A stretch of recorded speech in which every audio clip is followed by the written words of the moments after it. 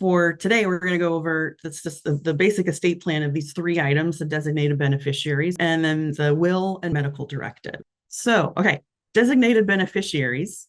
So, as I mentioned, these are just basically having a beneficiary for the accounts that you have. So, employer sponsored retirement accounts, 401ks, 403bs, IRAs, and Roths. When you set those up, usually there's a step to add a beneficiary. So that's great. So if you're setting these up or maybe just going in and not sure if they're up to date, good to do that about once a year to make sure that they're up to date, all those accounts. As you open new accounts too, adding beneficiary to your individual investment accounts. So this is a brokerage account, taxable brokerage account. This, you can add a beneficiary to this too. It's just usually maybe not when you set it up. And it's called transfer on death, or TOD. And you may I've already have a beneficiary and see that TOD right next to the account name.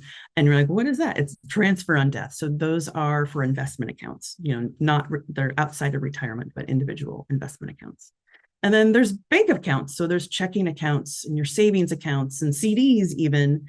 Those you can even add beneficiaries. It's even harder to find how to do that and set that up usually in a bank's menu, but you can. And so those are all called payment on death, POD. If you can't find it online, sometimes you have to call the bank to do it, but it's something you can add a beneficiary for.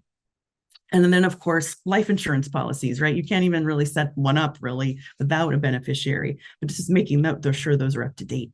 And then if you do have any annuities or even pensions, right, you can add beneficiaries for those. So this is a huge pillar of a financial plan.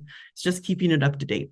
And the big key here is that having a beneficiary avoids probate, streamlining, transferring those assets to, who you want to leave them for.